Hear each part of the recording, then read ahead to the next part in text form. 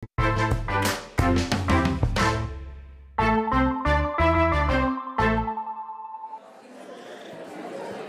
evening, hello, and welcome everybody to this final event of the Feminist Climate Academy, all about a feminist bid for the Climate Summit.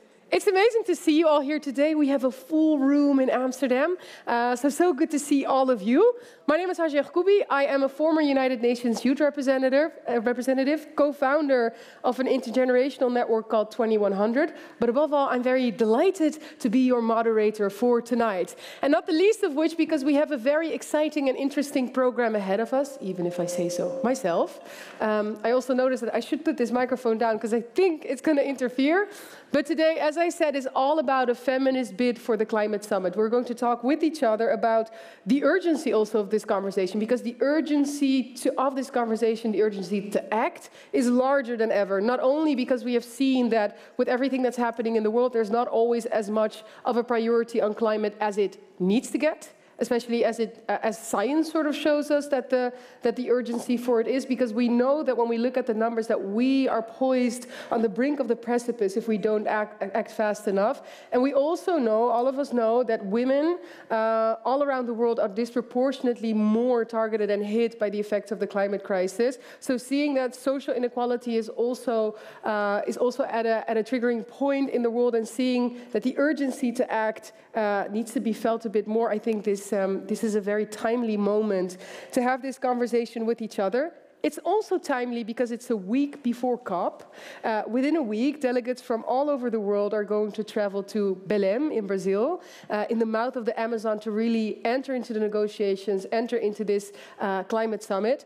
I will immediately say there will probably be a lot of jargon tonight. One panelist even made a joke that we should say that the person that uses the most jargon needs to treat the entire room to chocolates. I'm excluding myself from that bit. But if there's at any point like a word that you may not know, just raise your hand, let us know. Maybe we need to have like a jargon buzzer with each other.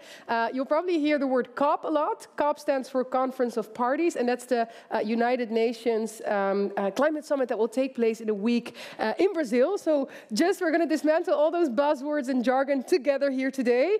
But most of all, I think what's important to mention is that this event is part of the Feminist Climate Academy.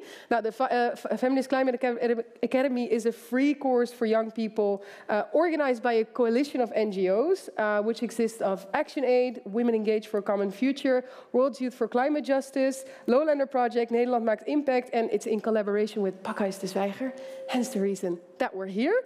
And during these past months, young participants have really sort of like gathered together to think about not only the causes, the consequences, and the solutions of the climate crisis. So they've learned a lot, especially about a gender lens, applying a gender lens within the climate crisis. But they've also really thought with each other about what potential solutions there may be. We're also going to hear from them today during the program. So that's something that's going to be very exciting. But for starters, as I said, they've been working for months. So I would actually like to ask everyone that's participated in the Feminist Climate Academy to just stand for a second so that we can see you, if you don't mind. And I would say, can we give them the biggest, brightest round of applause for all their hard work?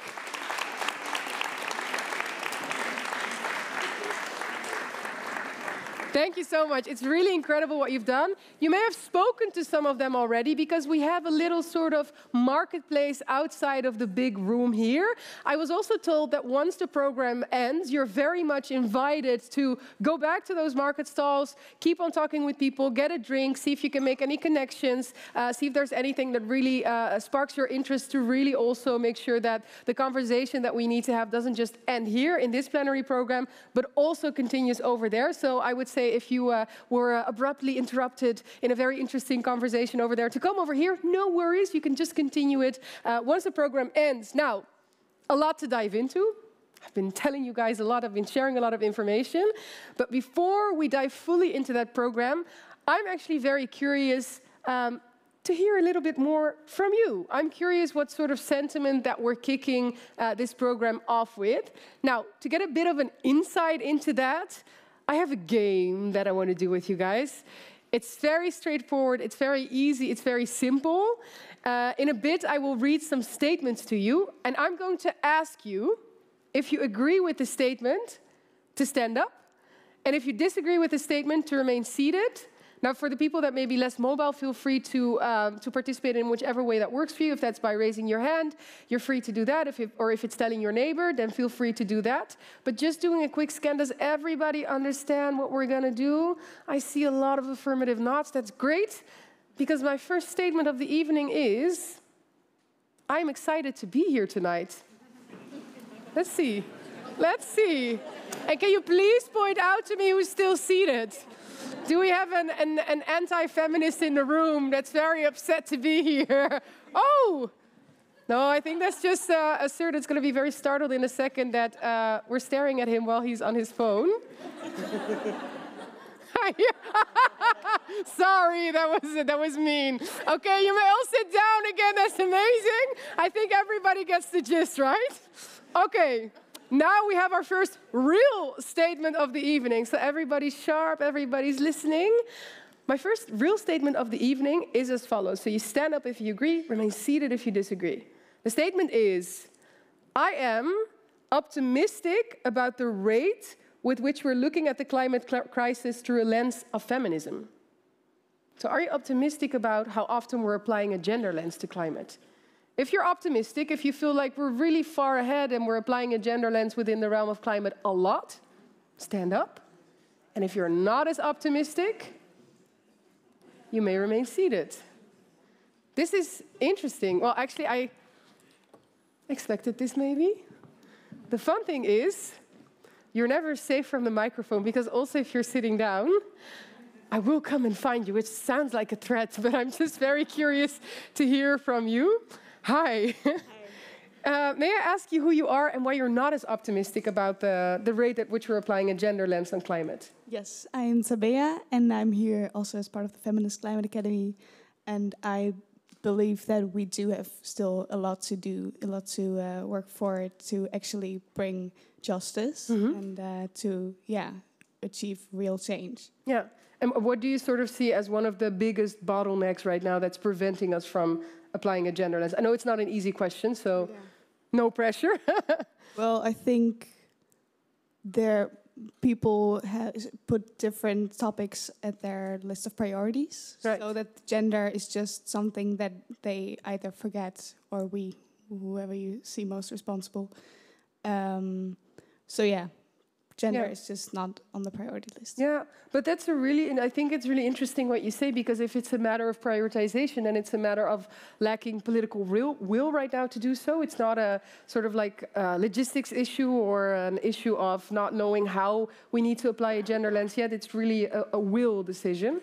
May I also ask you, you're also still sitting down? Yeah. I'm Ellen. I'm also from the Feminist Climate Academy. Okay. And what makes you less optimistic about the rate with which we're applying a gender lens? I also feel like that whenever, maybe in politics here in the Netherlands as well, when we're talking about anything that has to do with climate, the gender lens is not a topic that comes up very often.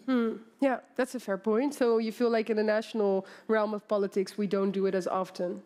Exactly. Yeah, that's a good point. Okay, thank you so much for sharing. I mean, obviously, with all the collective sort of like effort that everyone in this room wants to put forward to the issue, I hope that there will come a moment where we can all stand up, or at least more people than none in the room, because I have not seen anyone that stood up, right? Unless I missed you. In that case, raise your hand. Yeah? You're optimistic? Oh, so I say that as though that's an unfathomable answer, but I'm so curious. Would you like to share? My name is Emma, and I'm self-employed. And I am indeed optimistic, because otherwise I lose my motivation. So it's more of a strategic choice for you to be optimistic. Yes. I see, because if we're not optimistic, you say that we'll get like numbed by the pessimism around it and maybe not have as much action? Yeah, maybe. Okay, fair.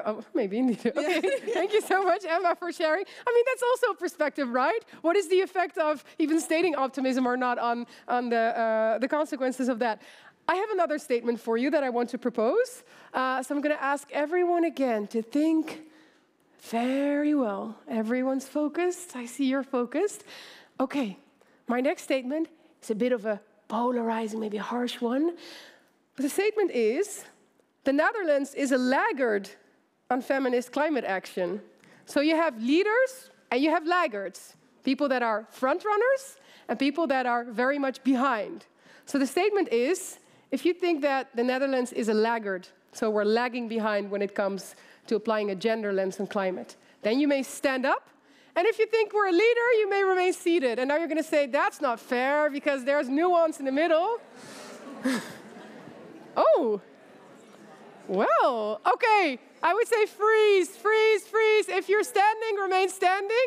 If you're sitting, remain sitting. At some point, group pressure takes its toll. Hi. Hi. May I ask you why you think we're a laggard? Well, I haven't really read anything with a gender lens in all the party programs that were just part of the re-elections or Good elections. point, yeah.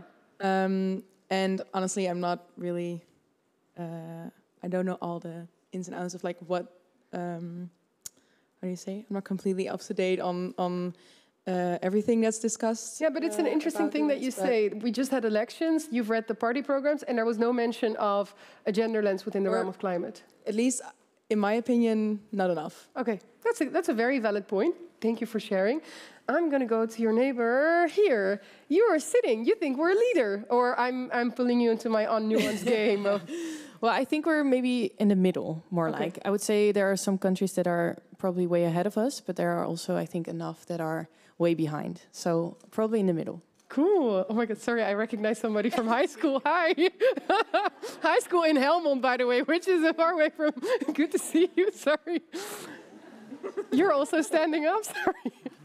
I think women are very underpowered in all parts of society in the Netherlands, and also regarding the climate. Yeah, that's a really good point. Thank you so much for sharing. If it's the structural problem, and if we're dealing with the patriarchy all around in power structures, then indeed the realm of climate will not be exempt from it. Thank you so much for sharing. Sorry for that brief interruption. I would say we're going to discuss all of this with each other tonight. We're going to have a panel, also a very bright panel with stellar, sharp minds that we're also going to pose all these dilemmas, these questions to. But for now, thank you for sharing. Please keep on doing so, because within the 3 panel rounds that we'll have today, there will also be a lot of space for you to ask questions from the audience. So I'll get back to you later on with the microphone if you have any questions.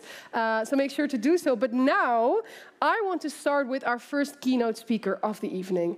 And that will be somebody who will speak more about how we can address which climate injustices we're dealing with, what the dynamic also is and the effect of them, but also perhaps how we can address those. And she is a professor of environment and development in the Global South at the University of Amsterdam. She was and continues to be a lead author in the Intergovernmental Panel on Climate Change, which shared the 2007 Nobel Peace Prize with Al Gore.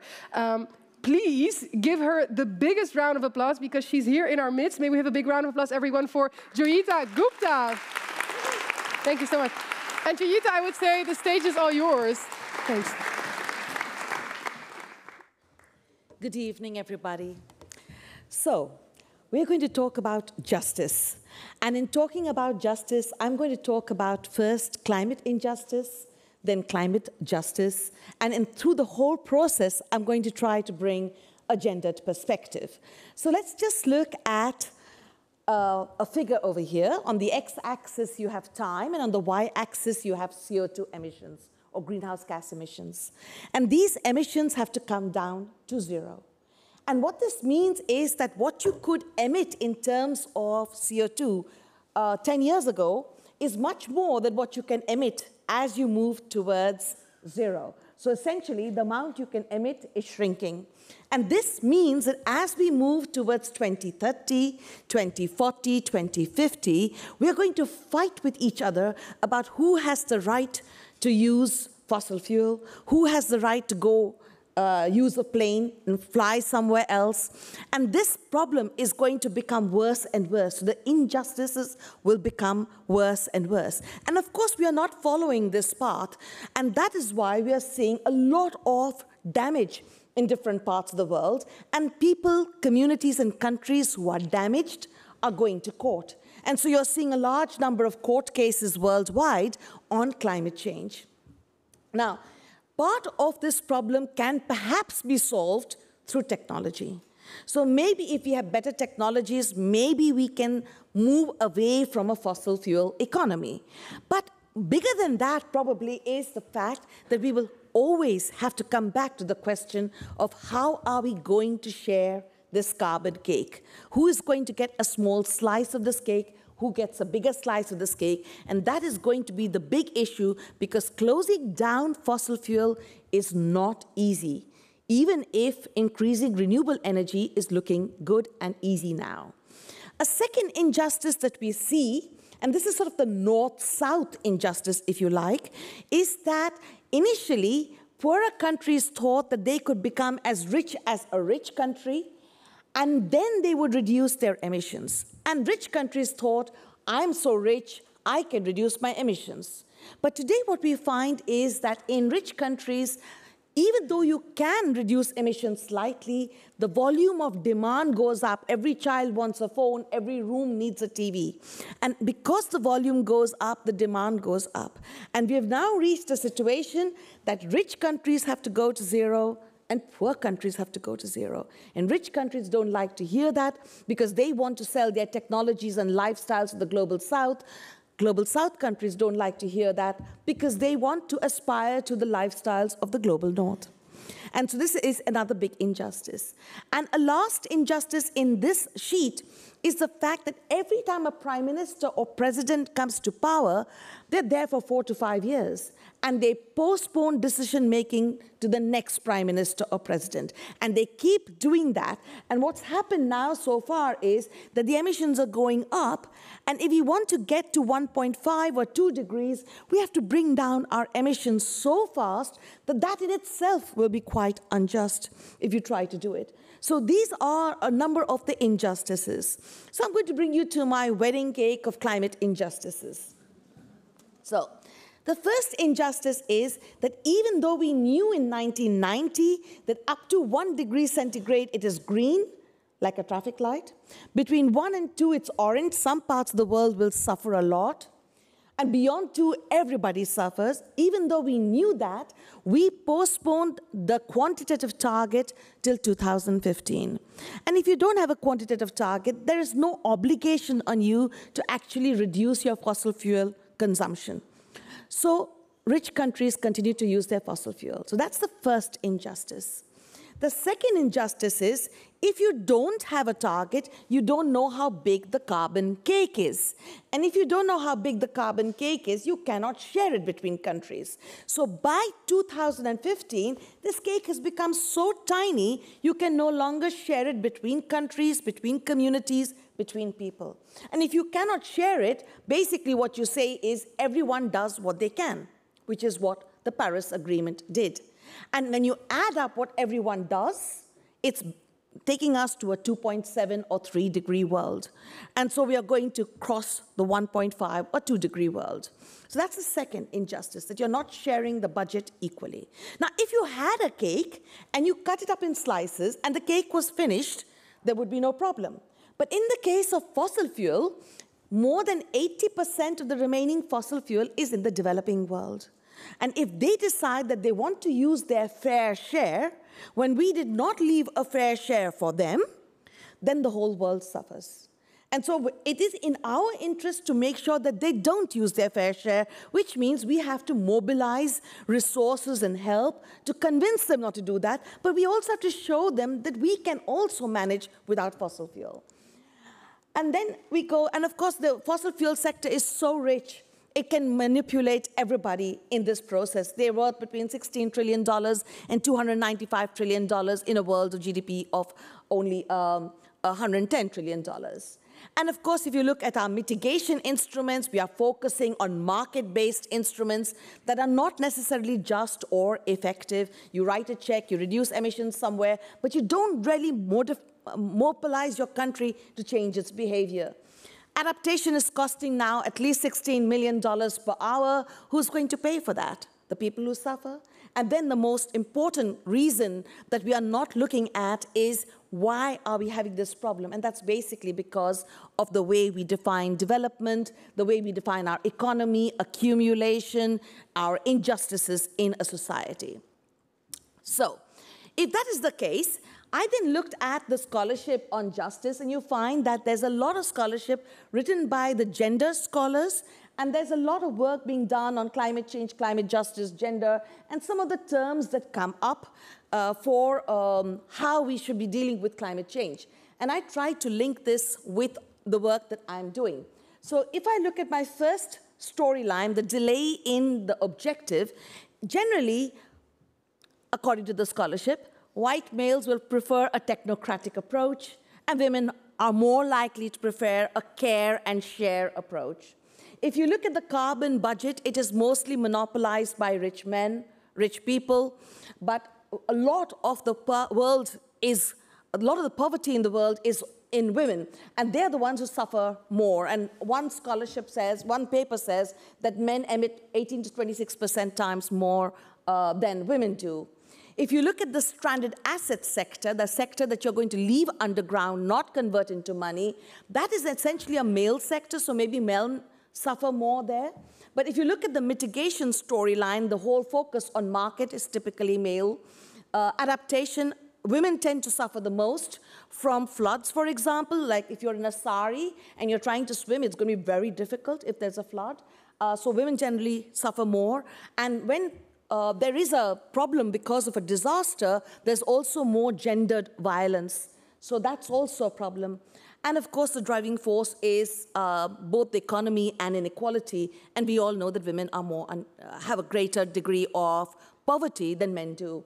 And if you look at an article that came out that was cited in The Economist some time ago, they said female and male economists tend to think differently about the environment. So if you look in blue, it is men, and orange is red, is female. You can see that environmental protection is more something that women tend to agree with, women economists, rather than male economists. And you'll also find that a discussion about labor market opportunities being unequal is more a story that women tend to take up than men. And market solutions are superior to government intervention. You'll find that men tend to agree more to that than women do. So there is a gendered story in the inequality story that I was doing. So going to justice, justice can be very local or very global. It can be incremental or transformative. I think that on the left side, an incremental justice approach will just reproduce existing injustices to women, to indigenous people, to other communities. So you need to be on the right side of that framework, and you need to go from local to global and back again iteratively. So we created a sort of a system of justice where we look at ideal justice, so that's the right side, recognition justice, recognizing the other, the person in another country, the person in the small island state, the indigenous person, the woman. And you're looking at epistemic justice, how do other people look at issues? You're looking at data justice. And the next level is you're looking at interspecies justice, intergenerational and intragenerational justice. You're looking at access to information, decision-making, civic space so you can protest, going to court, and then, of course, you're looking at how do we share this cake. And if you look at where does gender play a role, and I put the babies over here also, because I think a lot of the times in at least the developing countries, it's the women and the children are in the field sometimes when the floods come, and then they have to take the kids and run. And that becomes really difficult to survive. So I try to look where does a gendered approach become important? And you will find that a gendered approach becomes important when it is coming to recognition or epistemic justice. When we're talking about data justice, disaggregated data, very important for then gender justice. But also, you know, access to minimum resources. We see that women don't have access to rights to own land in many parts of the world. So there are many areas in this particular slide where the gendered approach is extremely important. Now, that was the conceptualization. So let's operationalize it. So one of the operationalizations is you look at what causes climate change and what causes inequality. Now, the second one, what causes inequality, is really important because you're not born unequal. You are treated as unequal because of the system in society, and that is also critical for solving, if you really want to solve the environmental problem as well. So we want to look at the causes of both, and that could be the pension funds, the way they invest, the concept of GDP, accumulation, and many other elements there. But I want to focus on two stories. So our justice story is about ends and means. In terms of ends, we're looking at what is the appropriate and just boundary to the climate problem. Is it 2 degrees? 1.5? What is it? Now, what we discovered in our research, and we published it in Nature, is that nobody is talking about how many people should die, get sick, or be displaced before we say it's dangerous. People are talking about tipping points, when the whole earth sort of collapses, but they're not talking about the harm to people. So we propose that 1 degree centigrade is the just boundary, because at that, roughly 1% of the global population, 100 million people, will be affected. But when you go up to 1.5 or 2, it's significantly more numbers of people will get affected. And that has a huge consequence of whether you can use fossil fuel and for how long. The other thing is the just minimum access. Can we meet the minimum needs of people worldwide within the boundaries? Now, we are outside the 1 degree boundary, almost crossing 1.5, but we haven't met the minimum needs. So what does that mean? And I'm going to show that to you in another slide. And of course, you have storylines like liability. If you've been emitting for a long time and you've not been taking responsibility, should there be liability and compensation, like the International Court of Justice suggests in its advisory opinion? How do we create responsibilities? How do we allocate the remaining carbon budget? So this was our story for Nature. And basically what you see with the red line, that is the safe boundary. 1.5 degrees. Beyond 1.5 degrees, we trigger all kinds of irreversible changes, which makes life really difficult for everybody on Earth, but probably mostly also for the poorest, because they have less choice. And women, being part of the poorest, will have a problem there. The blue line shows you the 1 degree. That is the just boundary. And we were, in 2023, at that yellow point. So we have crossed the boundary. OK, and then let me take you to what would happen if we gave everybody a minimum. So if you're outside the boundary and you give everyone a minimum, that means you have to deduct from the boundary the minimum. So what we did was we gave everybody 3 bulbs in a refrigerator, a house the size of a parking lot, etc. And then you get the dotted blue line over there on the climate pie. So this means you and I also get it, not just the poorest. And then what's left over, that is distributed amongst everybody.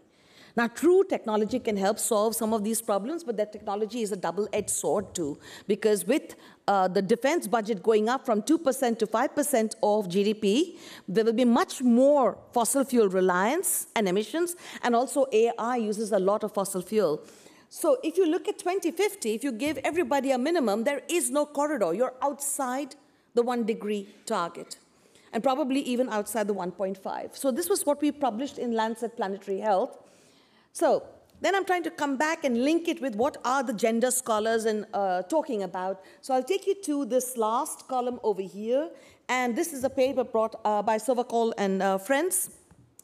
And basically, they talk about the fact that the entire climate system is suffering because of the patriarchy and sexism, racism and white privilege, historical stereotypes, racialized governments, land, water, and resource injustice, genocide, epistemic injustice, and colonialism and imperialism.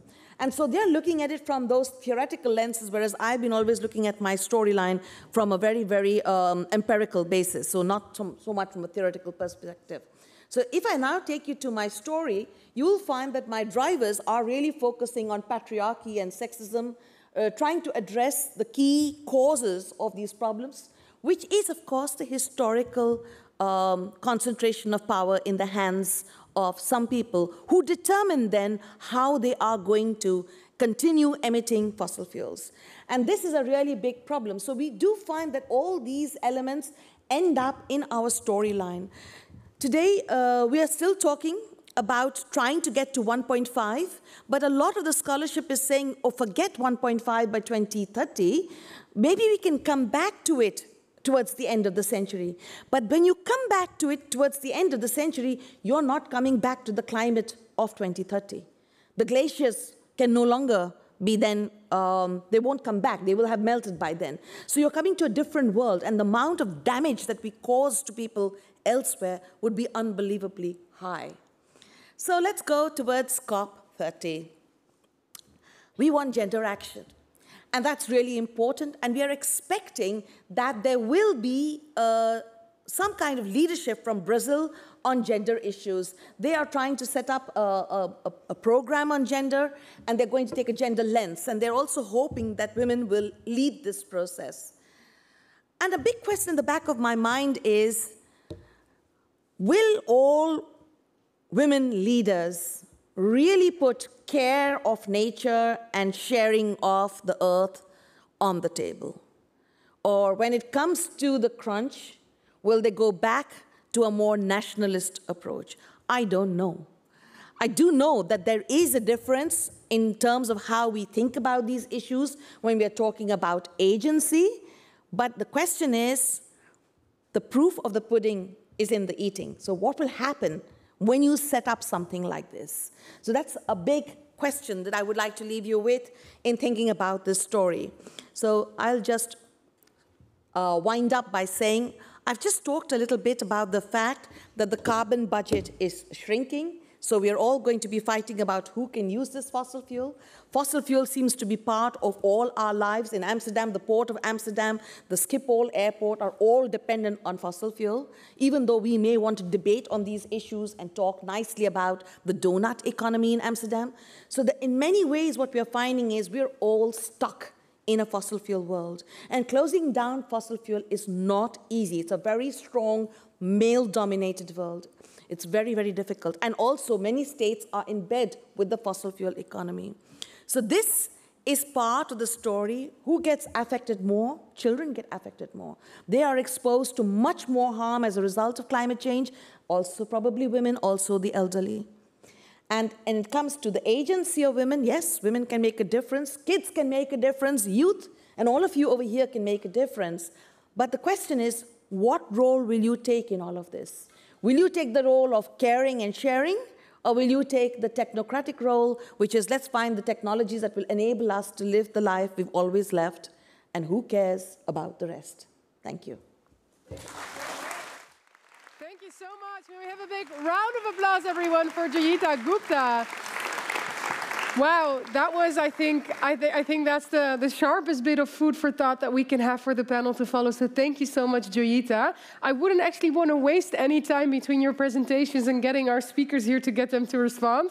So I'm very delighted that they're here with us. And I would actually like to call them to the stage. First of all, we have the head of the delegation to UNFCCC for the Netherlands. May we have a big round of applause, everyone, for Jori Keijsper. Please do join us. Then, Assistant Professor Sustainability, Climate and Justice at Leiden University. A big round of applause for Shivan Jagru. And last but certainly not least, we are also joined by Policy Advisor Climate Justice at ActionAid. A big round of applause for Agnes Schim van der Loef. Welcome. Please do join us. Welcome, welcome, welcome. It's so good to have you here. So I got you here very quickly because I don't know about you, but I was listening to Joyita's presentation, and with every new slide, I was like, oh my God, there was like an aha moment, and it made clear sort of also what the trade-offs and the dilemmas were. So I'm going to ask you, how did you listen to her story? What sort of like stood out for you? Maybe Agnes, do you want to go first? Yes, wow. Well, first of all, thank you for Joyita for such a comprehensive, I think, introduction to climate justice and all the layers of climate justice. I think maybe one thing that, I mean, there's so many points, I took some notes already, but the difference between gender and a gendered approach and feminism, and I think the gendered approach is extremely important, and Joyita has shown how it comes up in all these different elements, but also I think I would invite everyone to also think about feminism is actually just a little bit broader even than that, and it's also about intersectional feminism, right? So looking at these well, they're not here anymore, but the different forms of inequality that intersect, so also racism and colonialism. Right. So yeah, I think like seeing how all those things combine is really important. And you see it in the sort of technocratic approach versus more a system change approach. And I think a feminist approach to climate change in the end is this system change approach. Yeah, where you would have it in all layers. Shivant, I'm curious to hear from you. What stood out for you from Judith's presentation? Yeah, thanks so much for the amazing presentation. I think what stood out for me is indeed the entanglement between the idea of a feminist approach and broader systems of power, and how thinking about feminist climate justice starts with embedded and embodied forms of injustice, right? That's where we should start to think from. And that also allows us to think about different forms of, degrees of violence, different zones that are maybe protected better than others. The Tesla cowboys of this world have faced less harm than climate refugees, for example. So these kind of very specific instances of injustice or climate injustice can branch out to a broader system change view, which I like. Yeah, that's a clear point. Yuri? Thanks a lot, and thank you for inviting me to be here tonight. It's really an honor, and also to be with so many participants of the Feminist Climate Academy. I think it's really a wonderful program, and it was really great to see so many of you stand up when Hajar asked the question.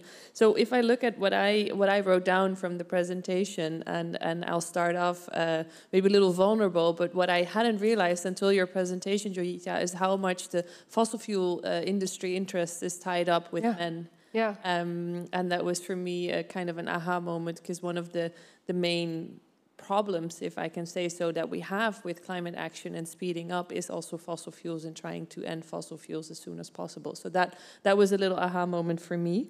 And I took very good note of the last slide and the expectations for COP and your question. Yeah, because that was interesting. That also stood out to me, by the way, which indeed goes to show if indeed men are more reliant or more sort of invested in those fossil fuel sectors, then how does sort of their interest translate to more pressure to keep it that way, right? I think that's a very interesting one if we're talking about a gender lens on the realm of the climate crisis. But Yuri, if I can stay with you, indeed that last slide of Judita, there were also some linkages there as to what might happen at this next COP. This event is happening against the backdrop of COP also taking place next week. You will for sure be there as head of the delegation for the Netherlands. So I'm curious to ask you, for starters, are you optimistic that this is going to get a prominent place on the COP agenda that is going to take place next week?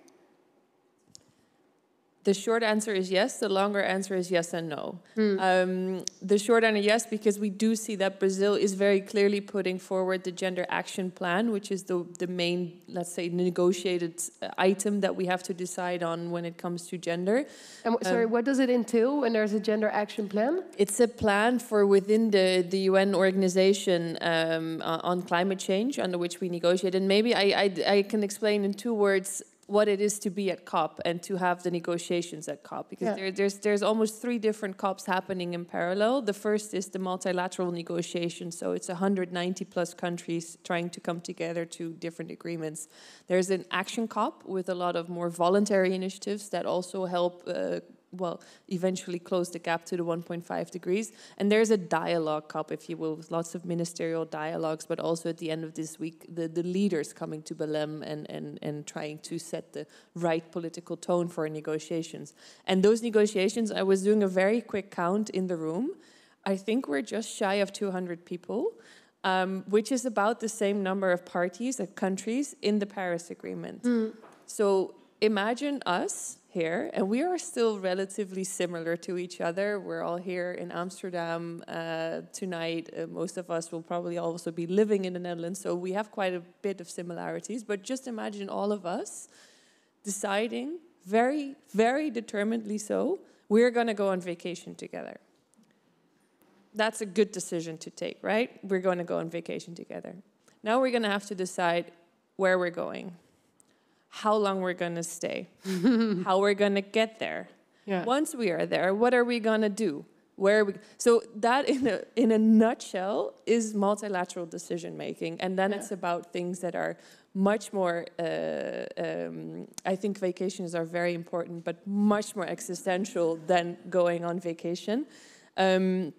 And one of those discussions that we will be having in Belém is how are we going to advance gender equality through climate action, and what are we ourselves going to do as an organization, both in the representation that we have for in our teams, in our delegations, but also when countries implement climate action, how do they take gender perspectives into account, and how do we make sure that their policies are just and inclusive? So the Gender Action Plan is supposed to help structure that. But I mean, forgive me if it sounds pessimistic or if it has hints of it, Jori, but the analogy of this room needing to decide on a vacation collectively, and I was already thinking we're not going to figure that out because I see that person there would probably not want to go on a beach vacation and that person wants to go on a ski vacation. That's us talking about something as trivial as holidays, but something as politicized, unfortunately, as politicized as feminism, as gender, with countries all over the world.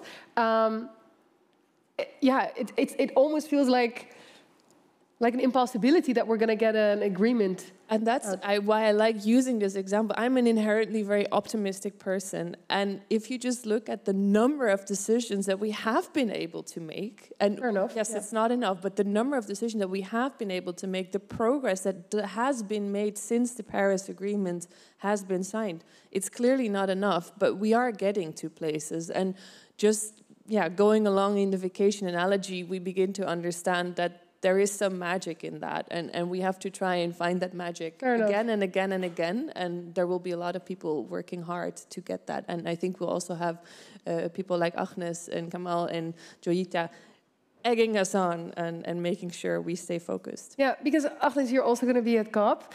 Just also to ask you, any optimism surrounding COP being able to, that COP is going to address the climate crisis more from a gender lens? Let's say I have hope, maybe more than optimism, because I think, we do need to, I think somebody in the audience mentioned it, we need to have hope and keep hope to fight, also because, we in this room are still very privileged, but there's people who are already facing the consequences of climate change much more. Oh, it's me. Sorry, you're in the backdrop, just so you know. Well, this was an action we did at the COP last year when climate finance was the main negotiating part. And it was a huge invoice on all the costs that the climate crisis is already causing, mostly in the global south, countries who are already heavily indebted, but then also facing the highest cost for a crisis they did not cause. So, there's a lot of reason to be pessimistic, so I understand your point, but I do think it's important to keep in mind what Jori said. A lot of things have been achieved and a lot is possible still. But we really, the world needs to step up, and in particular, the rich countries that have caused this crisis need to step up. So, when we're deciding on a holiday, what the role is of people like me and civil society at the COP is also to make sure that the people sitting in the back of the room get as much say, and the people sitting in the back of the room who maybe have never been on a holiday can, get as much say or even more say than the people here in the front row with their private jets who go on holiday every week. So I do think that's an important sort of, That's a good, and who may have never gone on holiday, or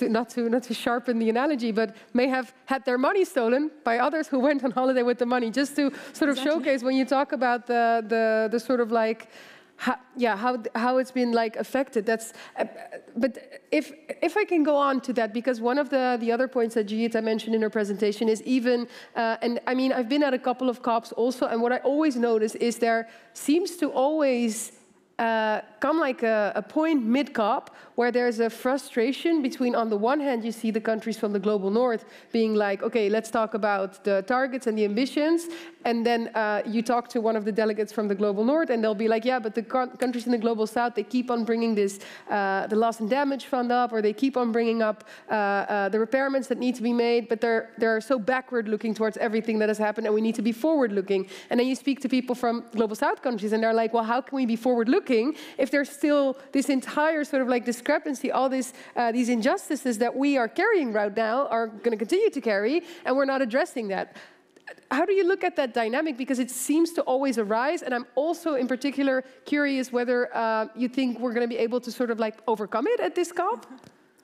Yeah, well, I think how I see that dynamic, it really comes down to the issue of injustice that Jorita really well explains, that for countries who got rich off fossil fuels and built this lifestyle of luxury, it's easy to say, oh, we need to all together now make these really ambitious plans to cut our emissions to zero, but to ask that of countries who, in Africa there's more than 600 million people living in energy poverty, people who don't even have access to electricity. But are also facing these consequences much stronger. So adaptation, adapting to the consequences that are already being felt now is obviously much more important. So it's really, the perspective is so different from doing these negotiations.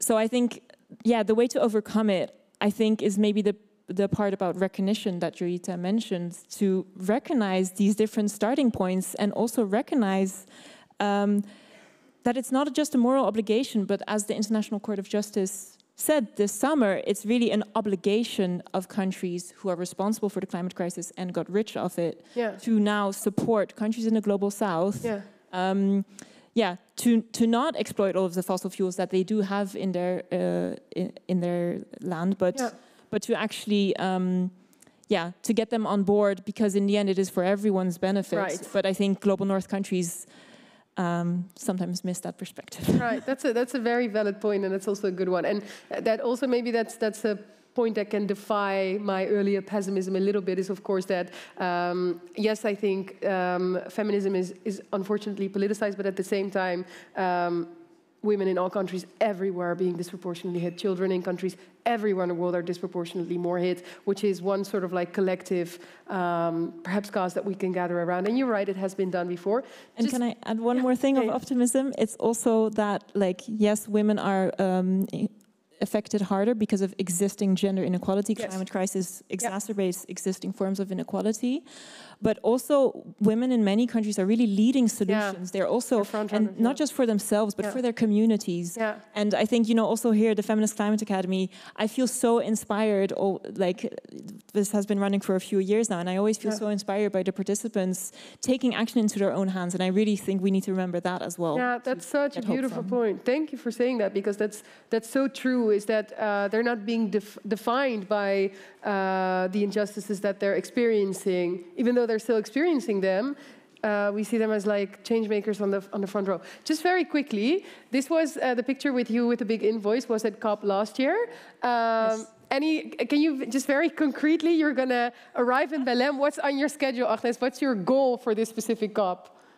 Right. So so maybe to kind of sketch a bit more what the COP looks like. As Jori said, one element is the negotiations. So I follow the negotiations. There's the rooms where representatives of countries are discussing with each other, and as civil society we can sit in and listen. And also when draft texts come out, we also read these texts and we listen into the conversations and kind of try to keep that critical perspective and push countries to the most ambitious and the most just outcomes. Okay. Yeah. And sometimes that means, me going to Jori with a text and saying, hey, Jori, I think, this paragraph could be strengthened like that. Do you want to maybe take that up? Yeah. And sometimes it means we are standing outside of the negotiation rooms with a giant invoice, shouting, pay up. Yeah. There's different ways to make our message heard, and what it comes down to is to make sure that in these negotiation rooms, the people who are being affected by climate change, that really those perspectives are being centered. Yeah, but that's an interesting one. I want to get back to that dynamic in a little bit, indeed, and also to hear from you, Jori, as a governmental sort of actor within these conferences, what's it like to interact with civil society? What's the role of civil society? What's the dynamic very concretely on the floor? But before I do, Shivent, I wanted to go to you, because this sort of notion, these chokeholds that we may experience at COP, I was just curious how you're listening in on the conversation on that. I mean, I'm not a negotiator. I don't have the experience and the inside know-how, and you guys, I think, you do a really good job. Should correct my language, not guys. So I'm sorry for being the non-feminist here. I am a feminist, of course, but I'm using different language.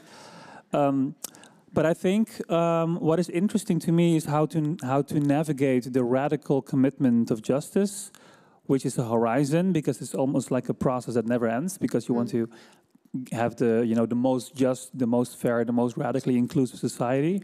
And on the other hand, the institutional, like legal, like liberal norms that international institutions often thrive on and utilize. So, and how to walk that fine line and how to, like push the envelope like as much as possible, and how to. I think the Loss and Damage Fund is an interesting example where you can kind of see translation work from a radical commitment and a struggle that is being translated into a kind of a mechanism or a kind of a like a fund or scheme. And I think what is also, I think, interesting is what indeed the International Court of Justice did this summer. Yeah. And the background was, of course, a radical claim from, I think it was the International Youth Climate Justice Movement from the Pacific Islanders. And then the translation work and the emotional labor, the negotiation practices, the long days and nights that people kind of committed to kind of get the moving parts of the international legal system moving. I think that's really worthwhile. And so what I find interesting is indeed how you phrase it, like how to center stage those who are hit the hardest, and how to center stage those concerns, and that goes across gendered lines, but also across racialized lines, across class lines.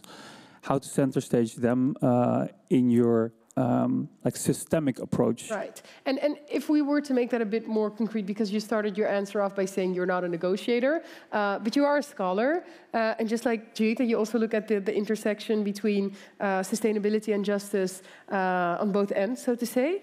I was curious to hear from you because I know you've written a book also, and it's, in Dutch it's called Voorbij Duurzaamheid, which would translate in English to Beyond Sustainability. If we would sort of make that very concrete, what would it concretely look like to have a society that is beyond sustainability? What's also the beyond bit? That was actually something I was curious about. Yeah, I think the beyond bit is what many countries, and especially global north countries, typically don't do, which is to consider a sustainable economy as the highest as the moral and highest kind of goal. Sustainable economy is an economy that thrives on, clean technologies. Everyone is able to, buy organic products, etc. So that's the ideal. Very much a green growth narrative. And the ideal there is that also tech companies take up this specific role, and innovation becomes key. And sustainability, therefore, I would say, kind of saves capitalism, kind of makes sure that the Teslas of this world are still in power, and it's still kind of an extraction economy perpetuated, for example, in the Congo or in the Lithium Triangle in South America or in West Papua. There's still an economy of taking, while it has the idea of green and sustainable. And that is, I think, a stepping stone. It's almost like a pacifier. I think Gramsci calls this a passive revolution. That's so interesting. So it is a revolution, but it's very passive, and it fits the kind of economic structures that we have. Right. It also fits policymakers. They kind of feel it's still, they understand it, it's palatable. It fits within the system. It fits within the system, yes. Yeah. And to go beyond this, I would say, is to radically reorganize property. It's to radically reorganize a money economy. It's to radically reorganize and democratize the food system and the energy system. Can you make that more concrete for me, just to understand how it differs from, indeed, the more so reformist approach that we typically see, indeed? I think it also taps into the technocratic sort of fix that Judith mentioned, where we're trying to find the next big sort of techno fix that will ensure that we can just continue as we've always done. So it's not a question of changing our behavior and how we live, but it's finding a technology that will facilitate that better. Yeah, I think I think one example that I think is interesting, at least, is an example of in the domain of food. Instead of having just supermarkets offering organic food, you still have the same structure, you still have big companies, big suppliers. The Nestle's of this world are still the ones, providing. Yeah. That is very limited, I would say. Property rights are not radically redistributed. The system is not democratic. Yeah. an example is to really center stage food cooperatives and food associations, so that they have decision-making power of what grows on the land. They own, they have rights over their seeds, and they don't depend on the Monsantos of the Bayern, indeed, of this world, which are very much driven by profit. Right. And there are a lot of interesting kind of initiatives that really push for this, which is not only a food democracy question, it's also a gender justice question, it's also an indigenous question, it's also a labor rights question. So you see that there's an intersection of struggles also, you know, when it comes to even democratizing the food system. Absolutely, yeah, because indeed it does tap into so many, because even just a big part of what you're saying is also rooted in this, so to say, overcapitalized economy that we have, which taps into so many sort of like, it exacerbates so many inequalities. When you're talking socioeconomic, you're talking gender, you're talking global north, global south, there's so many sort of like that you find when you sort of uproot that. I want to dive deeper into that with you later on in the second panel round. But before concluding this first round, I just want to go back to you, Jori, because we had a little bit of a sneak preview by Agnes saying, well, I'll send, I might, for example, illustrating that she might send you a text, or you might get a text, or you might see her at the front door of the negotiation room standing there with a big invoice, either one of the two. But I was actually very curious, the sort of like behind the scenes, this sort of like black box type of, or like part of COP where we don't see what the interaction is. What is the interaction like for you as sort of like the head of the delegation when it comes to interacting with civil society, getting input on negotiations, doing the negotiations? What does that look like? It's really varied, and it's exactly as Agnes has said. So with from the Dutch delegation, we do check in regularly with the group of the Internationale Klimaatcoalitie, which is a group of NGOs from the Netherlands who follow the negotiations. And the negotiations are very technical, very detailed, and you have to speak that language, if you will, to know whether or not it's important to place a comma after a certain word or not, and that's the level of detail. And so it's really great to have people like Agnes and a few other colleagues who are here in the room tonight that are able to speak that language, because that is the language of the decisions that are taken under the Paris Agreement. But the interactions, I think there's not much more to say than that. They're very varied. I have to admit that I'm also always impressed by the creativity of the actions, because it's a way to cut through a lot of noise, and I mean that in the best possible way. But COPs are huge undertakings, huge. There's 30,000 people walking around. Everyone has a different program. There's 25 different negotiations happening at the same. So there's a lot of activity, and to be able to cut through that and have a clear message. You also have to be creative, and that's something that. Do you have a favorite? Admire. Do you have a favorite creative? Yes, I'm still looking. Last year there was a sticker of a cat. And the cat was called Ambition, and then the sticker is missing ambition, as if the cat was lost. And I've been looking for that sticker to put it on my laptop for almost a year. So if someone can still slip it to me, I'm very... If somebody has it here in the room, you can auction it for a lot of money. No, sorry, I don't want to put you on that spot. Maybe on a more serious note, on the dynamic at COP. As you explained also around the loss and damage discussion. So the loss and damage it ended up being a fund that can compensate countries for the losses and damage that they experience as a result of climate change. What we see at COP is that most of the times, every COP, one topic ends up dominating the summit and the negotiations. Last year we had the finance negotiations. The year before it ended up being phasing out fossil fuels. Then we had the loss. So every year there's kind of one topic that ends up grabbing the headlines at the end. This year it's not clear. And that could be good, because that allows you to have a very complete package where we go forward on emissions reductions, where we go forward on preparing and adaptation, where we go forward on finance. But it's very difficult, and it's difficult to sell. And I think actually this year there is a bigger story looming at the background, and that is multilateralism is the system that we have built, and you said it so well. It's a super fine line that you're trying to walk, and we've seen since the beginning of this year how brittle it is, and how quick you can also slide back, because multilateralism exists essentially by the grace of countries adhering to the agreements that we have made. And I think in this sense also the ICJ, what those youth managed to pull off, it is, maybe it's sad that it is necessary, but I also find a lot of strength and courage that they did it. They started back in 2020, I think. They got together, they got a UN General Assembly resolution to ask for the opinion. They pleaded in front of the court. And then we got this opinion, this advisory opinion coming out, and the legal scholars are still analyzing it, and they will do it very carefully because there might also be repercussion. But of course, the ruling itself, the advisory opinion itself, it's an absolute landmark. But you do touch upon something more substantially beneath the fundament, the very fundament of it, which is multilateralism in itself. Do we regard it with the same sort of like effectiveness, power is not the right word, but the ability, the potential to sort of like leverage action collectively as we used to. And of course, there's so much that has happened.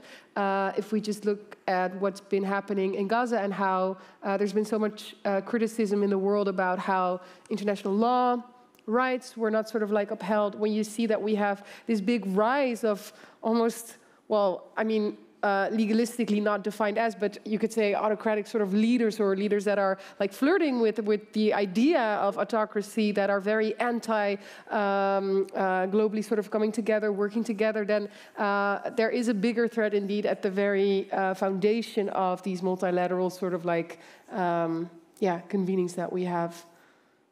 Do you want to touch upon that? Yeah, sorry, you went good. Yeah. I have an optimistic note, so maybe I take the. That's good. I'm being a bit of a pessimist today. This is really weird. I'll compensate for the optimism. No worries. No, so I sorry, just wanted to jump in. It is quite fundamental, and come to realize also. I mean, I'm 38. I've grown up under this global rules-based order, and in the Netherlands also security umbrella through NATO. So it's been fairly stable. And if you look back over the past 10, 15 years, a lot of those rules are being trodden and are being undermined, and I think it's coming to fore. And why it's climate is something we cannot tackle by ourselves. Everyone and every country has to take action, but we all have to do it together. That's also something that the ICJ opinion confirmed, that states have an obligation to act and to cooperate. So what I hope for COP as the outcome this year is not that we. Yes, I want that we get a gender action plan. Yes, I want us to take steps on finance. I want us to take steps on adaptation. But more than ever, I want COP to send a signal of hope and to say, we are all in, we can still do this together. And we have a plan on how we're going to do it. And we need to, because everyone's being affected by it. So it would be, as we say in Dutch, shooting yourself in your own foot if we don't. So indeed, maybe that's a spark of optimism. We're going to get back to this conversation in a bit. But first, I want to go to our second speaker of the evening, because for that, we're going to move on to our next keynote, which will touch more upon the sort of global South perspective, a feminist perspective, when it comes to climate justice and applying that feministic approach to it, also that gender lens to the climate crisis. And for that, I'm very delighted to welcome to the floor Water Technical Advisory at CARE International in Somaliland. May we please have a big round of applause for Kemal Farah, everyone.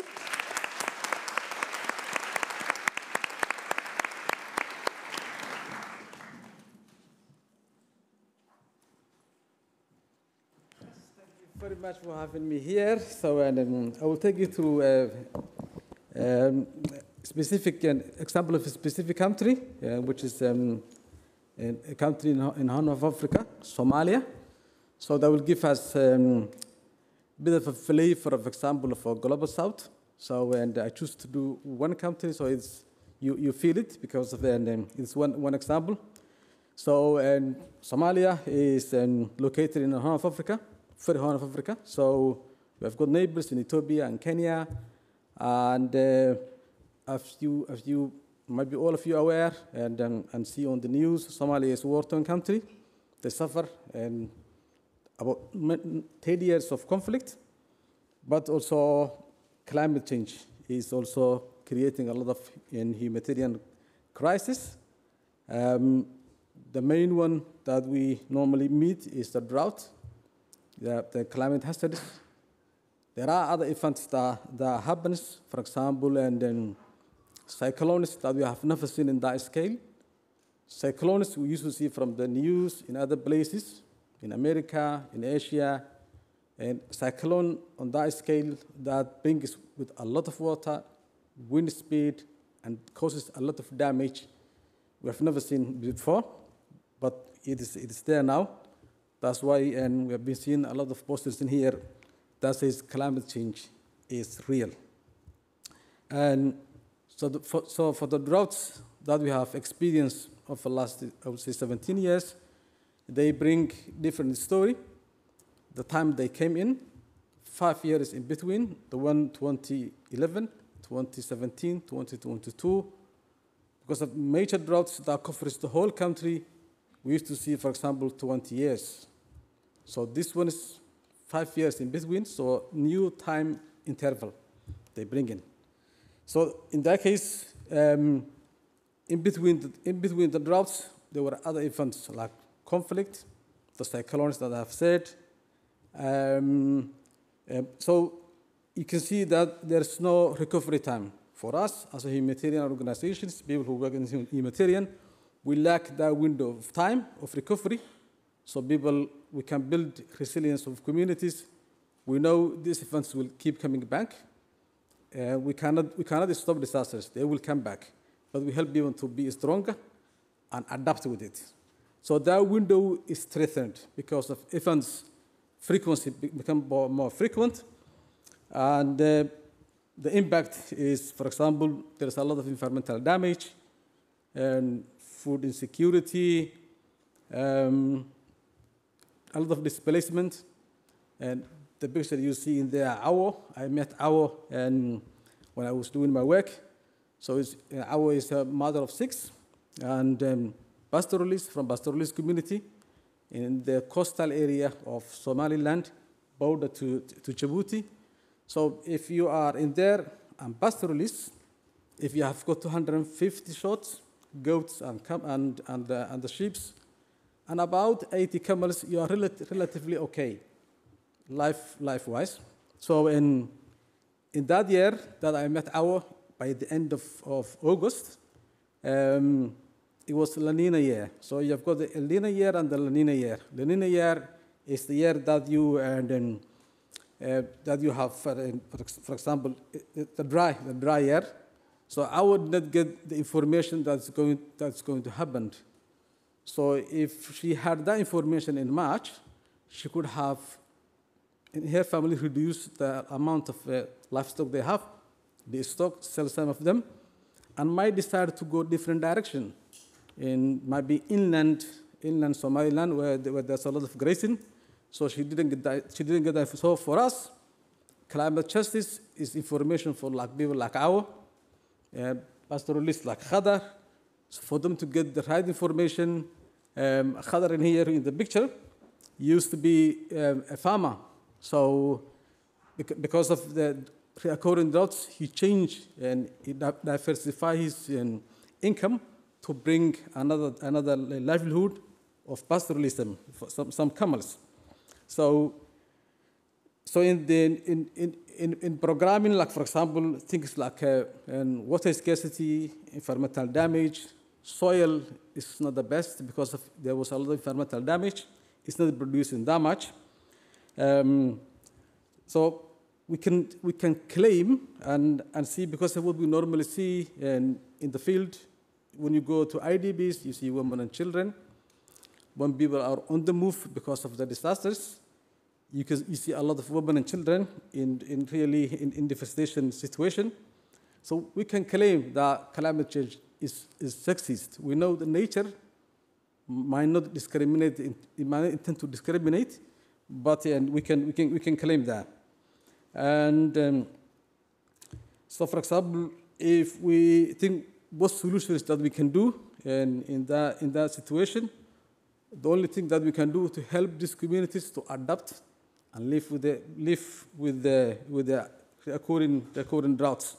Like, for example, things like acting before and it's become too late, and sympathetic action, which is now an issue that we're trying to push into main agendas of the global platforms like COP. We heard that it's not a concrete agenda, but I know adaptation is there.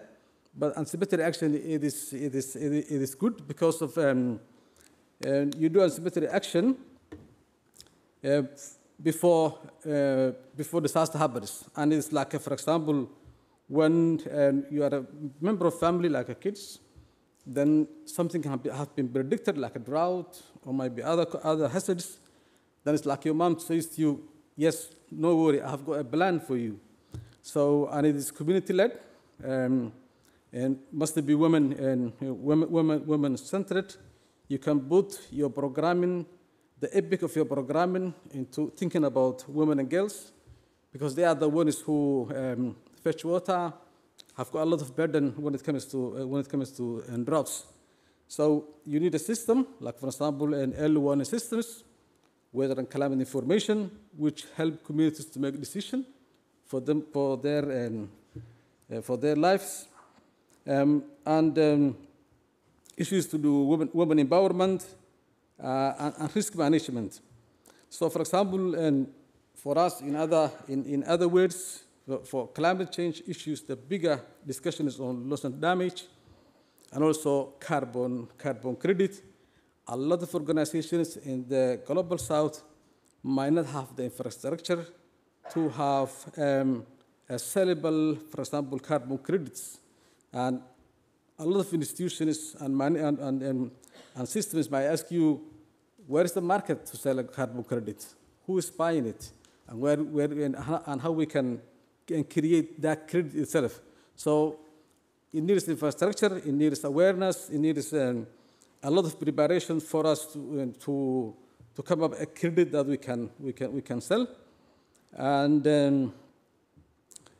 so, for example, the discussions and the negotiations that's happening in the global platforms like COP. I know a lot of global North negotiators are also protecting their family and their countries, but there must be a mindset to also think about the victims of climate change in the global North and South, so that this shrinking climate carbon wedding cake could be shared with them as well, a slice to them.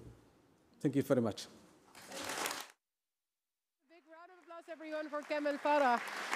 Thank you so much, Kemal. Thank you so much for sharing. Thank you. Now, I saw that all of you were penning down quite a lot.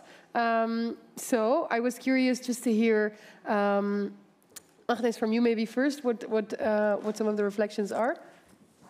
Yeah, thank you so much, Kamal. I think, I think kind of really sharing these stories and these experiences is why it's so important that organizations like CARE and also ActionAid are present at the COP to share those stories, but not just at the COP. Obviously, it's much broader, and I think the work that, for example, Kamal does is really working with communities to ensure that, for example, adaptation projects help. You showed a few pictures of people who are really losing their livelihoods, and their whole life is being affected, and it takes. Yeah, I think it's important to kind of connect those stories on really at the local community level of okay, if somebody loses their, you can't, if you can't farm anymore, you need to find another way to take care of yourself, take care of your family. Often women have the burden of taking care of the family. And I think having that centered also at the COP is really important to really kind of keep that focus on, in the end, what we're talking about is people losing their lives or their livelihoods. Shiva, I see you nodding. I was curious also to hear from you, sharing stories like our story that we saw in the presentation of Kemal. How important is it indeed that we share these lived experiences and the stories behind them? Yeah, I think these are really crucial. It reminds me of this quote that I find interesting from Cornel West, philosopher. He says that what is really true, is the process of allowing suffering to speak and to be heard, to be expressed. Also in the institutions, because institutions don't like to think about the stories of people on the ground. They like to think in more abstract concepts. Yeah. So I think keeping that story up in front, I think this is really key. And it's not only about the story and the experience as such. I think it's also like a mentality or a worldview that is oftentimes neglected in the institutions, international institutions. Why do you think that that's the case? I think the institutional and legal international order since the Second World War has been one of categorization and of nation states and of national economies, and a certain image of what we are as humans, as rights holders, ideal types. But the practice is not like this, right? The practice is commitment, local communities living together with the land, with cattle, it's the web of life, and the web of life doesn't fit the categories of the UN. Oftentimes. So we need to make sure that the web of life is introduced and kind of codified. Yeah. Because there's this deep dependency of different parts of life needs to be protected and cultivated. Yeah. And this is something that oftentimes the legal system, international speaking, does not make space for.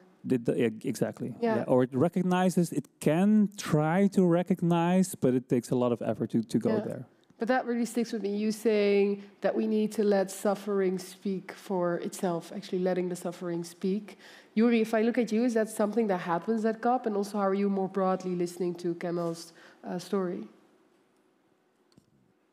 It happens at COP and it doesn't happen at COP. And I have more hopes for the coming COP, because it will be the first COP that is taking place first COP in many that's taking place in a very vibrant democracy. And there should be a lot more space for civil society outside of the venue, and get the mobilization again that we see.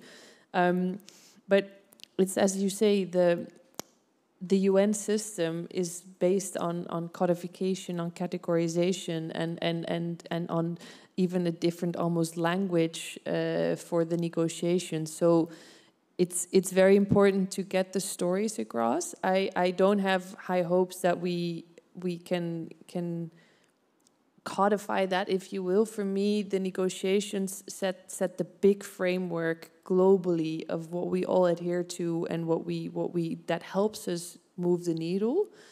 And then within that, and I think that also came forward very beautifully in Kemal's presentation, it is what people live through every day and what they experience, and it shows how important early warning systems are, and knowing what the rainy season is going to do. And climate change, unfortunately, is also making those predictions harder. Yeah. Even in a country that is very well covered by lots of data points for weather, as the Netherlands, it's becoming harder. So just imagine what it's like in Somaliland, where you depend on knowing the rainy season. And yeah, maybe it's a pessimistic view. I don't think we will manage to solve that, but I also don't think that we have to solve that at COP, because this is something that also organizations like CARE help to achieve on the ground in reality. Yeah, and also happens outside of COP. Sorry, Shivant, you wanted to... Yeah, I mean, I know COP is really important. It's a milestone, and every year there's a kind of a ritual around it, and we need to keep it up, on the radar, because things can happen. But between the COPs, I think a lot of work is being done in between the COPs, like the everyday hustle, the everyday institutional activism that people engage with, which is very oftentimes underrepresented and unnoticed. I think climate justice, and also feminist climate justice, is like a day-to-day activity that goes on also between the COPs. So I don't want to take away the relevance and the significance of COPs, but it's let's put it in a broader picture as well. Amen to that. Yeah. And luckily so.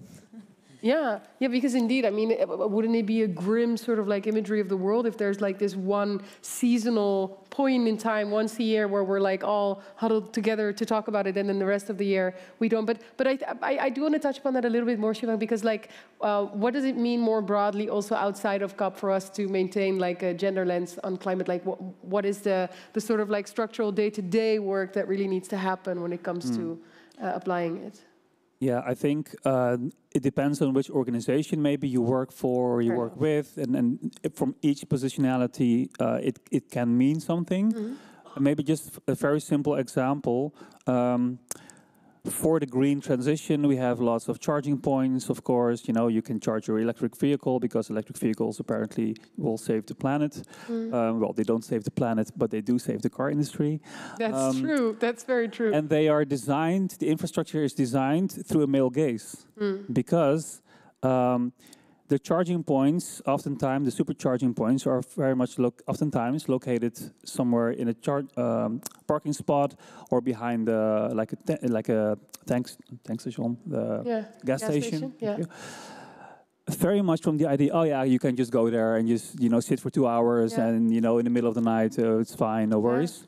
Yeah. Very much through the lens of male privilege, right? So even when thinking of designing infrastructures for the green future, in terms of the mobility infrastructure, we can, engage with training, unconscious bias training, with these designers.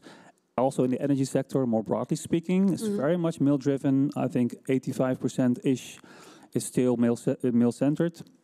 So how can we also change that system from within? And that doesn't work at the COP, of course, is something that we can and should push for on a day-to-day basis. Agnes, you wanted to? Yeah, no, I just wanted to kind of, because drawing on what you were saying about the electric vehicles, so ActionAid works in a lot of countries with communities who are affected by mining. So, for example, in Guatemala, a community that is facing a lot of pollution and their land's just being destroyed for nickel mining, but also in Zimbabwe, where there's a lot of lithium being mined. Some of the pictures that I think were shown earlier is from women in South Africa who are taking action because there's mining happening in their communities, meaning, and these mines take water, so much water that for a week or even multiple weeks, they are without water. And because of gender roles, often they are the ones responsible to making sure that, like, water or no water, there's food on the table, that the kids are being taken care of. So I think, the gender perspective is also really like all these layers behind climate action. These are the pictures I was talking you mentioned earlier, and that, like, you see in all these layers that there is still really the patriarchal kind of norm that happens. So, for example, these mining companies, they come in, it's not the women in the communities living there that will get a job through that. Or if they do, often they have to give sexual favors if they want to land a job. And that's so normalized, or it's not even really being paid attention to. I think these are just some examples of why sort of the gender lens is needed every time, because sadly, we live in a world where gender inequality is still very much a reality. Yeah, of course. And indeed, it just goes to show it does keep on bringing me back in my head as to are we sort of like, is it almost like we're first going to have to solve in itself, well, the patriarchy sounds so big to say, but I am thinking like I mean, that's the fundament for everything, right? And I don't mean that in a way to demotivate us because it's so grand. Because I've been a bit pessimistic in this evening. But no, but it is such a fair point. Just as it's not limited to COP, it's not just limited to, as you said earlier, just the genderless. It's feminism. It's like all these sort of like perpetual inequalities more broadly that we have in society that we need to tackle. Then. Yeah, but that's why I think, as Yuri mentioned earlier, it's not clear like sort of one specific topic that stands out at this COP, but one thing that ActionAid and other civil society are really fighting for is the concept of a just transition, so centering justice in all climate action. And I think that's also because you can't do it in silos, so you need to... So, I mean, I understand that it looks like it's a big thing. It's like, oh, you need to, destroy capitalism and patriarchy and all of these things. Right, yeah. But they are so intertwined that you can't really do one without the other. Yeah, fair enough. And that might also mean that... the same counts for climate change. You can't actually have a techno fix to climate change. You need to address the inherent injustice that really caused the climate crisis. Yeah, that's true. And on the other hand, that also means that once you sort of like progress one, you're also progressing the other, which is, I think, the other side of the medallion, right? Is that we then also progress the entire cause a bit further. I want to go to Yuri and Shiven, but also, in the meantime, I'm curious to see if there are any questions in the room. There's a hand that goes up there. But first, Shiven, you wanted to comment first? And then in the meantime... Well, maybe briefly, one example is that these systems of patriarchy, capitalism and racism are interlocked. We cannot kind of isolate them and only focus on this and not on that. And I think a good example is that if we want to divest, the polluting industries and the polluting sectors, for example, the construction and building kind of sector, that is 3 times more polluting than the healthcare and the childcare kind of system. So we can also phase out some polluting industries and phase in more care-based systems, which is also a feminist climate justice activity almost, but it allows you to reimagine the connections between the systems while striving for a different kind of economy. Yeah, that's a really clear point. I don't know if that's what the question here ties into, but we have a question from... Hello, my name is Sarah. I'm an international law student, and within 3-4 years I will be an official lawyer in training. I have a question. What can institutional jobs do to truthfully change the system or completely throw it away? And I would like to have all your three perspectives on it. Oh, you're taking a chunk out of my time. No, that's okay. And when you say institutional jobs, just to get it right? Yeah, but just lawyers and also people who work for our governments, because I often think we are often forgotten in the actual change because we are being seen as, oh, you're at the side of the institutions that oppress and distort all kinds of things. And I'm curious about your perspectives. Yeah, that's a good question. Maybe, Yuri, can I start with you? Because, I think out of the 3 people on the panel, you have the most institutional perspective here today with us.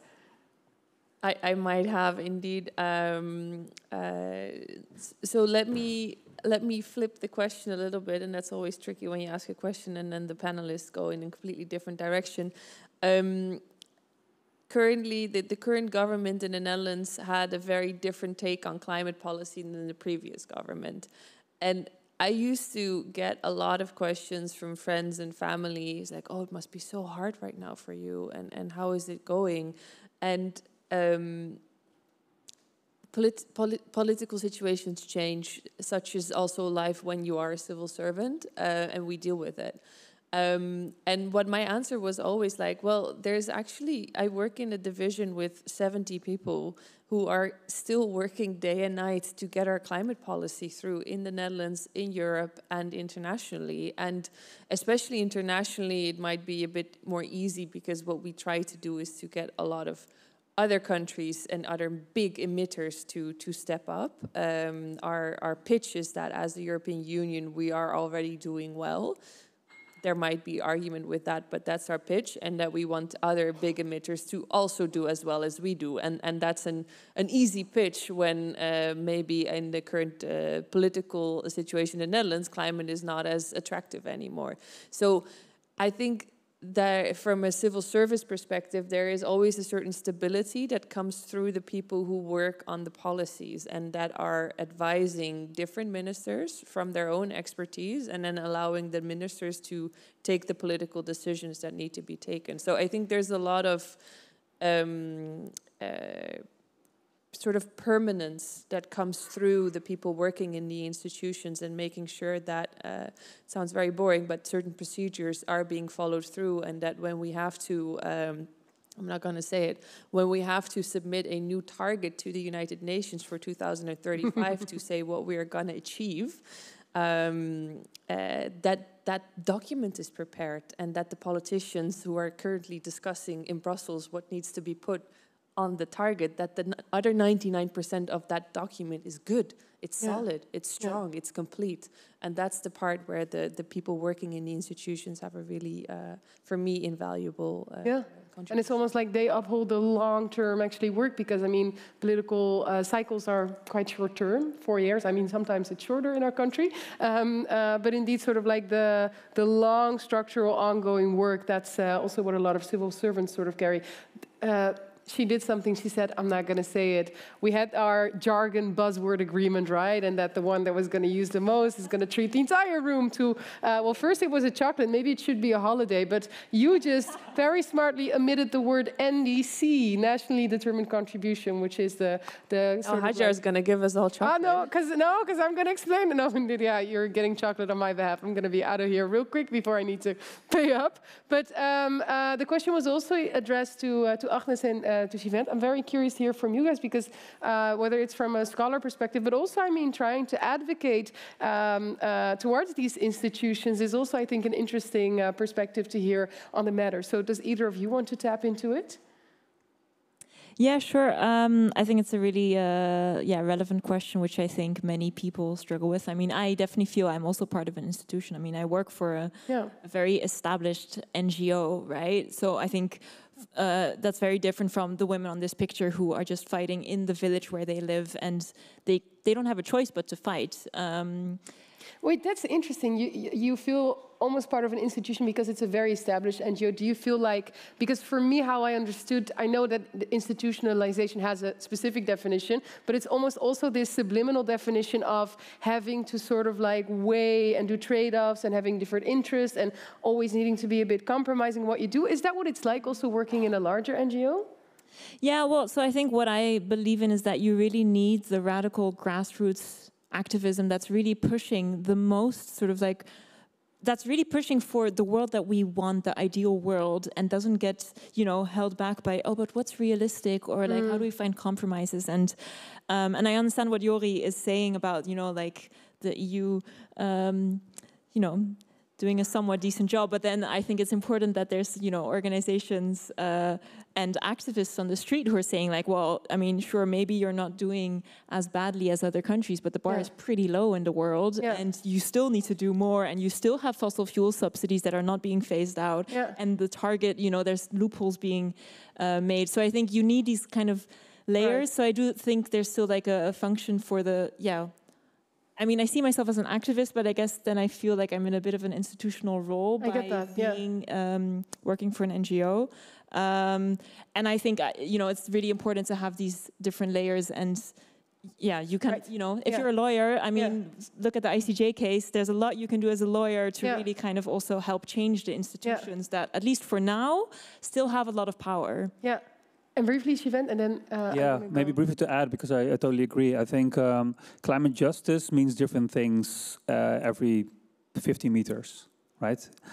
Different organizations, different positions, different people, they translate it different ways. So if you're a lawyer, if you're an architect, if you're an engineer, you're a designer, if you're a scholar, if you're a journalist, might mean something different. And there's also a binary that people sometimes use. You have activism on the one hand, and then you have institutional, boring, procedural, whatever documents. But there's a whole gray zone in between, which is called institutional activism. It doesn't mean that you should, you know, have card-carrying moments in the coffee room when you're on the job. But it means that you are committed to your job, and it's a vocation. It's something that you feel strongly about, and you can do the kind of work that needs to be done from your institutional, let's say, point of view, and be vocal and be critical when it matters. And there's a synergy between institutional action and activism outside. That's my last thing, because I know there were institutional policymakers inside, for example, departments in the Netherlands, and there were demonstrators outside that were, you know, demonstrating for Palestine. And the people inside it gave them energy, it gave them commitment, it gave them support, and they felt like, okay, we are energized to push further inside. So there's also like a dialogue between inside and outside the institutions that we should cherish. Yeah, but that's such a beautiful point, and that's also taps into what you were saying, is it's like this big puzzle where everyone plays a role, and sometimes on the outside you can leverage the people on the inside to sort of like bring that point further. So that's really beautifully said. We've been speaking a lot, right, about the dynamics of you know, what happens when we don't have a gender lens, how are all these problems sort of intersecting. I want to move towards the realm of solutions, the realm of action steps, the realm of what's next, what can we do, the optimistic realm, so to say. And for that, actually, I want to introduce somebody to the stage who has been a part of the Feminist Climate Academy. As I said, for months, the participants of the Feminist Climate Academy have been coming together to really also think about solutions. So what can we do to make sure that we bring this gender lens more prominently within the realm of climate? So I'm very excited to hear more from her. She's here in our midst, and I'm going to ask her to come to the front of the stage, but not without a big round of applause for you. So please give it up for Mara Medier. A big round of applause. There she is. And Mara, I would say the stage is all yours. Thank you. Hello, my name is Mara, and together with our group from Utrecht, Ise van der Haven, Janne Hilshorst, Jacob Dickinson, Jackie Meinel, Inge Vlieks, and Ilja Verstraeten, we formed our action to make just climate action an urgent priority for the political agenda. And who better to express this urgency than Mother Earth? Mother Earth deserves a voice in Dutch politics and abroad, as her continued existence and those of vulnerable groups and nature are not represented and are excluded from decision-making. Mother Earth has thus stepped forward to intervene in our politics and make clear what is needed for a truly just transition. So, on behalf of Mother Earth, I relay this urgent call. You hear my breath faltering, my voice is being ignored, my atmosphere is warming, ecosystems are collapsing, and the lives of countless humans and animals are at stake. Yet Dutch politics remains focused on short-term and economic gains, without regard for the damage to our shared future, of everything that I have brought into being and nurtured for millennia. I made our world out of interwoven dependencies, symbioses, and connections, a beautiful balance of creations, resulting in a plurality and richness of ecosystems and cultures. And how have I been thanked? Dutch policies contributing to systematically destroying these rich and beautiful systems on which all life is dependent. It ignores the historical responsibility of the Netherlands and the global North in creating the climate crisis through colonial exploitation and plunder. Today, you all here, as part of the global North, consume more than ever while the global South is left to deal with this climate emergency. Dutch politicians claim to be working on a green transition, while states and companies continue to extract and exploit my nature and people. And in this, they continue to shift the heaviest impacts of the climate crisis to people and nature in the global South, to women, indigenous communities, to animals, rivers, and forests. This is why I, Mother Earth, am stepping forward, not as a symbol, but as a leader with my own campaign. Current politics have failed me and the global community with their short-sighted focus. I call for climate justice here and worldwide. I demand a seat at the table to represent those voices that are systematically oppressed, marginalized, or ignored. I beg you, with love and rage, to listen to my ancient wisdom and the knowledge of communities worldwide, to bear witness to these injustices committed against me and my creations, and to take action, to make a truly just transition, not built on exploitation and extraction, to look first at yourselves and reduce the Netherlands' impact and harm, to give a voice to local and indigenous communities in decision-making, and especially to women, to fully represent all the other sentient and non-sentient parts of our natural world, and to make room for a future of radical hope, one in which we can find balance with each other and our environment. The vision at the center of this campaign: determined and ambitious climate policy within which nature has a fully pledged position, wherein justice and inclusivity are embedded, and wherein women's voices are centralized. Climate justice is not an option, it is a necessity. I call on Dutch politicians to take responsibility. Share your seat with me, Mother Earth, and give my voice a place in your politics. Transform climate policy towards climate justice for people and nature here and especially worldwide. Thank you so much. May we have a big round of applause, everyone, for Mara Midjer. Thank you so much. Indeed, give it up for Mara. Thank you so much. Thank you so much for sharing that, Mara. I mean, so beautifully written. A letter from Mother Earth, but a very concrete ask, and that is, can we give Mother Earth a position, a seat in all these places of decision-making that will affect action related to climate? Yuri, if I could start with you. We have COP taking place in a week. Hearing Mara's plea, what would it mean for you all at the delegation to give Mother Earth a seat within the decisions being made and the ambition targets being set for the Netherlands? Thanks, and thank you very much, Mara. That was beautiful. My mind immediately went to the fact that Mother Earth is in the Paris Agreement. Really? Yes, there is a reference, and I was just reading it this afternoon, and now I'm bummed that I don't have it. But it's a reference to the web of life, if you will, and that some cultures recognize this as Mother Earth, Pachamama. And which in itself I think is quite beautiful that it is codified. What it would mean in negotiations, what I really liked is how much you put nature forward in the. I'm looking at you, but I realize there's more of you in the room. How much you put nature forward, because climate and nature really do go hand in hand. And under our work in the Paris Agreement, it's really focused on the climate side and on the greenhouse gases. But increasingly, the scientists were already long aware of this, and in 1992 we had 3 conventions that one is about biological diversity, about nature, and the other is about climate. But I think the political awareness is coming through in the past maybe 5-6 years that we really need nature also to help us fight the climate crisis. Yeah. And the more we help nature, the more we help ourselves. And this, for me, when I listen to this letter from Mother Earth, giving Mother Earth a seat at the table means being aware of also the interconnections with nature and what we can do to improve it.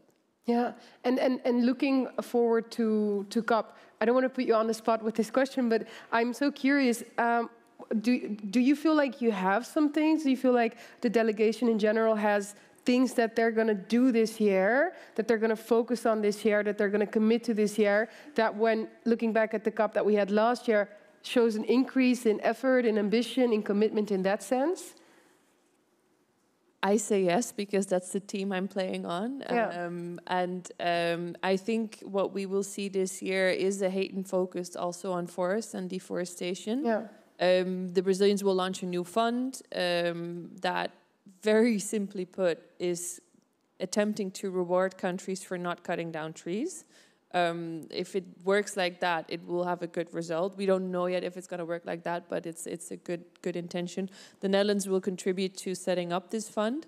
We're also trying to get COP to agree, if you will, to work for deforestation-free production and consumption chains, so that we really look through everything we produce and that it doesn't push for more deforestation.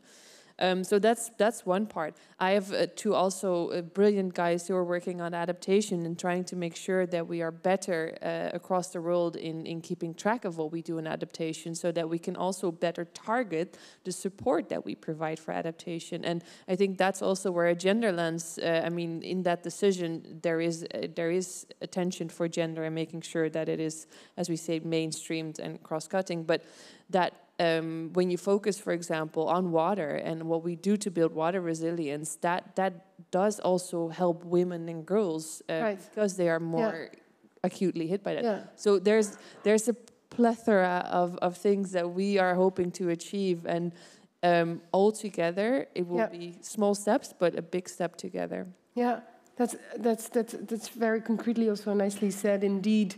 And it's interesting also to hear that thematic focus for this specific COP. Agnes, if I can go to you next, having heard the plea of Mara, what is something that you're committing to this year? What is like an action step that you're taking to also make sure that Mother Earth is more centrally focused within the decisions that are being made? Yeah, I think two things. So one, what I liked in Mara and what you shared is like, I think it was Mother speaking of her creations, her nature and her people, and that nature and people and nature and humans are not separate, but interwoven as well. And then the part about, you know, giving a voice to local and indigenous peoples and especially women, I think that really relates to that fact, because if you look at, you know, indigenous peoples, they are protecting 80% of world's biodiversity, yet making up such a small percentage of the world. So really centering those voices would make such a difference. And I think what I hope for the COP is that, yes, in terms of civic space in Brazil, there is more space for activists and also indigenous peoples to really sort of let their voice be heard. But you need that reality go from paper to practice.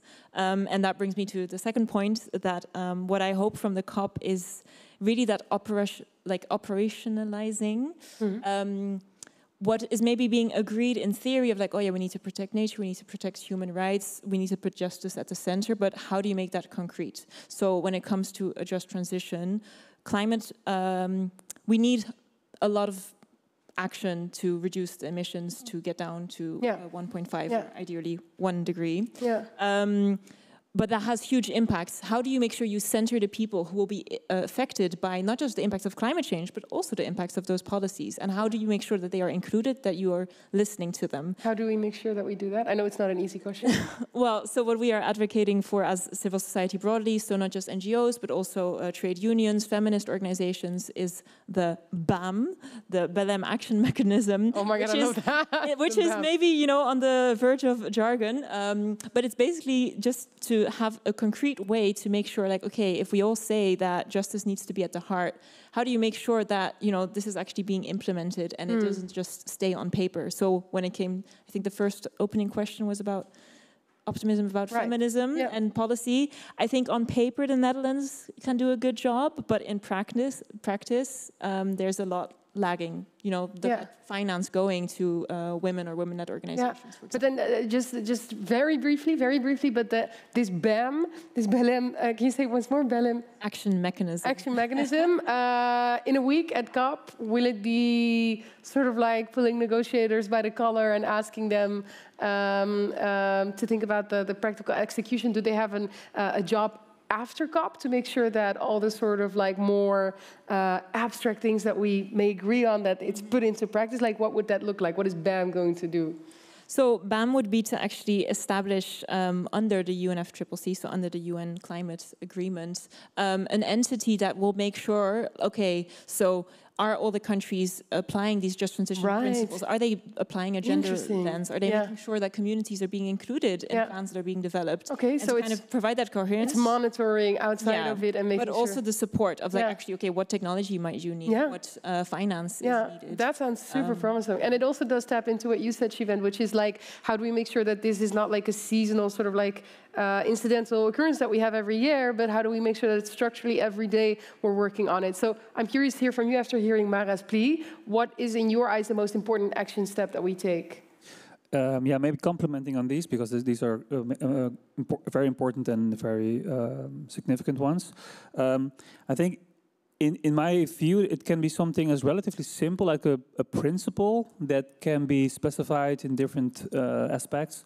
And we have different principles for climate justice. One is, you know, the polluter pays.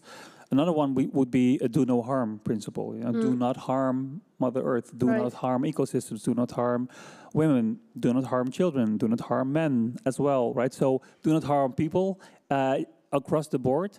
And that is the basic principles that can be translated into different segments. I think that's one. And my second one is also about how we can reimagine the role of the state. Because if the UN can do something, it can hold accountable, you know, the role of the state and pushing for certain policies. And one important question is, of course, fossil subsidies. Why do we still have fossil subsidies? Why are they still legal? I even want to ask.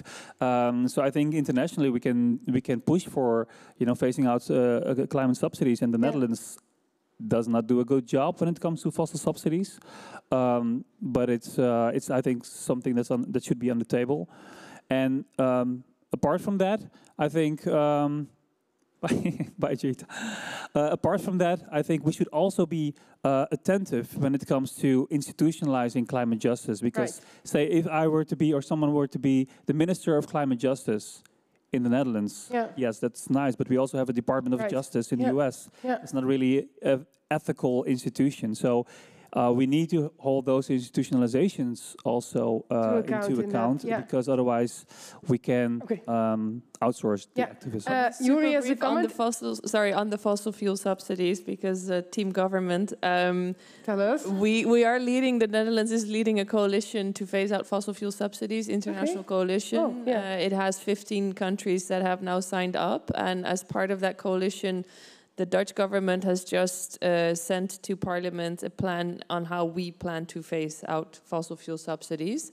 Again, you can read that and draw your own conclusions, but we are trying to make our little bit in moving away from fossil fuel subsidies globally. That gives me some hope. Nice one. Thank you. But can I maybe give a slight, because the previous government, the government is now a caretaking government, the policy actually doesn't include any new policies. And that's also because of the political situation. But just, there's a problem also at the COP that there are all these extra shiny initiatives that get started, or these coalitions that, can sometimes work to get a country leading. But even this fund that Yuri mentioned, in theory, it's supposed to protect forests and go to indigenous peoples. But actually, it's public money going into the fund so that private money will invest, and then the private investors are the ones who first get the return on investment. So once again, are then actually the people who are most affected really being centered, or is this a shiny new toy for countries to say, look, we're doing something, instead of the real action that is needed? Yeah, maybe just quickly, Yuri, do you want to respond to that? And also in the meantime, does anybody have a last question to our panel? Please just raise your hand and I'll come quickly harvest them. Yeah. But Yuri, if you want to comment. I really want to give the word to the audience because they've been very patient with us. Yeah. Hi. Hi. This is for Yuri. This is part of our action. We are part of the Feminist Climate Academy. We already gave this ticket. It's the ticket swap for the COP, as there are less people going from the Netherlands, and there are also a lot of underrepresented groups. It is even more important that the time is used to represent these. So we were wondering if you would like to accept this symbolic ticket so that you use your time just to make yourself strong for a just climate transition and to make the voices heard at the COP. Absolutely, yes. For sure. Thank you so much. That's so creative. And maybe just very, I will bring it to the stage. Just quickly, when you say the underrepresented voices? Of women, of minority groups in the global south, and countries that are disproportionately affected by the effects that are caused in the global north. Yeah. Thank you so much. Thank you. Give them once more a big round of applause. I'm going to bring the tickets up to Yuri. There you go. Nice. It's going to get on the picture. Do you want to quickly, if you want to respond, I can imagine. And in the meantime, I'm going to the last hand, which went up here. But Yuri, you're going to for sure bring the ticket swap to Belém? I will definitely share this with the team, and you're right that on the more serious note that there are issues in Belém, and that we see a lot of especially small island states and least developed countries struggling to send delegations of sufficient size to represent their interests. One of the things that the Netherlands has done is that we have made an extra contribution to a specific fund in the UN that is used to allow representatives from those countries to travel to COPs. And we rarely don't earmark that money, but this year we did because we said we really want that money to go to those. So it's something that we did, but I will definitely take along. Thank you. Yeah, thank you for giving it. We have a final question here. Yeah, I was wondering, we're talking a lot about transitions and like justice related to climate feminism. And we've been talking about underrepresented groups. And I'm really wondering, from an epistemological level, how do we need to change how we view knowledge? And I'm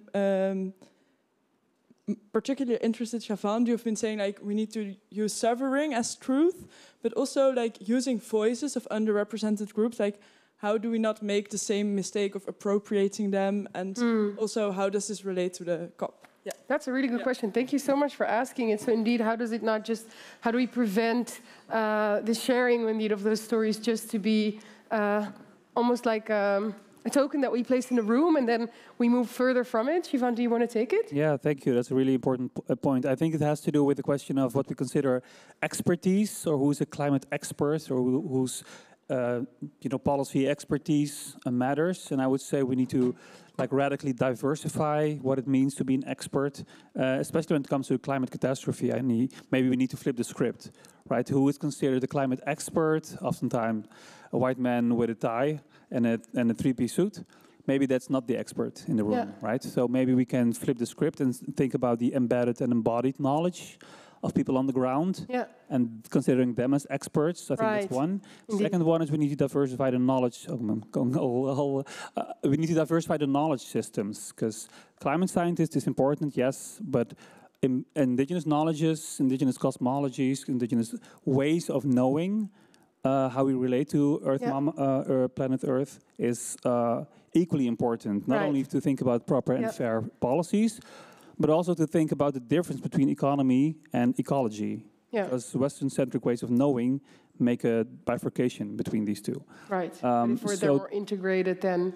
Exactly. If we prioritize ecology and then think about economy next, that's a very different way of thinking about policy choices. Right. But what I take from what you're saying most is, I think the bit indeed where you said, who do we regard as the experts? Because if the stories of people on the ground are almost used illustratively for experts to sort of showcase things, it's a very different dynamic than showcasing it and seeing sort of like those lived experiences and the knowledge from being on the ground and experiencing that and knowing what is needed to sort of like overcome all these effects, seeing that as the expertise, that makes a sort of like fundamental difference in how we deal with it.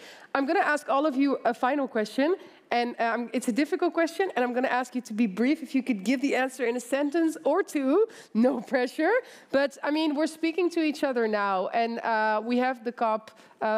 We have the COP in Brazil taking place in a week. Siobhan, very rightfully, you've mentioned time and time again that it's not just this seasonal moment right now that we're in the COP season, but beyond that, all year round, we need to act. So if a year from now we were to speak to each other, what is sort of the one hope that you also think that hopefully realistically we can achieve within this year when it comes to applying a gender lens on climate, when it comes to applying a feminism lens also on climate? So we're going to enter COP, we're going to have our post-COP era, and a year from now we're going to sit here together again.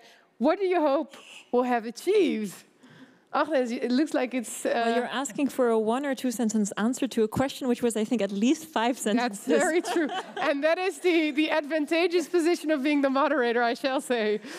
That's already 3 sentences of you disclaiming how long my 3 sentences were. Well, I'm just going to say a BLM action mechanism, once again, the BAM, to make sure that in all the plans, all the climate plans, the gender lens is incorporated, and that there is the financial support and the knowledge sharing happening worldwide that is necessary to make this happen, and that it's no longer an opt-in or a nice to have, but it's a requirement to include people, to include women in decision making. I love that, comma, comma, comma, but I'll accept it because indeed it's a very sharp one that you shared, also about monitoring it, but then also supporting to make sure that we are really applying these justice elements to the transition. Siobhan? Yeah, on the spot thinking about a haiku I can make, but I don't think. Oh, I can wow! Make it. Oh, Yes. I already gave you a difficult exercise, and you were like, "Let me turn it into a haiku too." I think for me the most important thing is this is not haiku, of course, but is democratizing decision-making power at all levels, which means giving a seat at the table of indigenous communities, also at the COP, and granting them rights, more speaking time, comparative to big industries, and this is way too long. But decision-making power and compensating for the historical marginalization of those who did not have decision-making power. Right. Yeah, that's a really good one. Thank you, Yuri. And here I thought I was lucky that I was last and I could use the time to think about it. No, so I say adaptation. Adaptation so that we start building and we continue building resilience and help people prepare. And why adaptation? Because we see that women and girls are disproportionately affected by climate change. But also adaptation because it's where you can make the quickest wins. It's where you can have the quickest results if you manage to help the woman from Kamal's story know when the rain is going to come or not and how they have to then handle their cattle, we can make a real difference in their lives. So I want a strong decision on adaptation that helps us better guide what we do on adaptation and on water, including in Somaliland. Yeah, that's beautifully said. And I mean, I indeed did give you the realistic timeline of a year. So hopefully, indeed, we can see more action on that. I want to thank you all so much for sharing all your knowledge, for being here, your time, your effort, your insights. Can we please have the biggest round of applause, everyone, for our panel, for Agnes, for Sivan, and for Yuri. Thank you so much for sharing all of that. And with that, we are also coming to the end of this session. I want to thank you all so much for being here, for asking your questions, for listening in. I mean, your presence here tonight, in the first place, really underlines the importance of conversations like these. So I really want to thank you all for that. Now, when we're doing thank yous, I do think that it's in its place to thank all the partners that made this possible. The Feminist Climate Academy, it's an initiative by ActionAid, Women Engage for a Common Future, World Youth for Climate Justice, Lowlander Project, Nederland Maakt Impact, and in collaboration with Pakhuis de Zwijger. So if we could also give all those partners one big round of applause for enabling tonight, that would be amazing. And also, I would say the incredible hard work that is being done behind the scenes. I mean, if we talked about one thing, then we talk about sort of like how also pressure and advocacy from the outside is changing institutions from the inside. It's incredibly important. So I would say all those organizations that I just mentioned, subscribe to their newsletter, check out their events, their websites, see how you can support and contribute to them in any which way that also fits for you. That also brings me to Pakhuis de Zwijger. I mean, all programs that we have here are for free. And you can help keep it this way also if you want to by becoming a friend of Pakhuis de Zwijger on their website, or if we have a QR code, I'm not sure, but if there is, it will appear on the screen. But otherwise, go to the website of Pakhuis de Zwijger where you can see how you can become a friend of the institution, also to enable programs like these. Tonight, we have talked extensively about a feminist perspective on climate justice. If you want to learn more about an indigenous perspective on climate justice, then make sure to join us next week also for a screening of the movie The Territory, in which we're showcasing indigenous communities in the Amazon forest that are fighting against land grabbers. So if this sparked your fancy, then make sure to check that out as well. It's a collaboration with Movies That Matter. For now, one thing is clear, I think, in all the collective work that we do, there's still more work ahead. We're not where we used to be, so we're making progress, but there's still more work ahead. And for that reason, I won't say goodbye to you. I'll simply say until we meet again. Thank you so much for being here. And make sure to check out the marketplace when you go outside. Thank you so much. Thanks. Thank you. Thank you so much. Thanks, guys. Cool.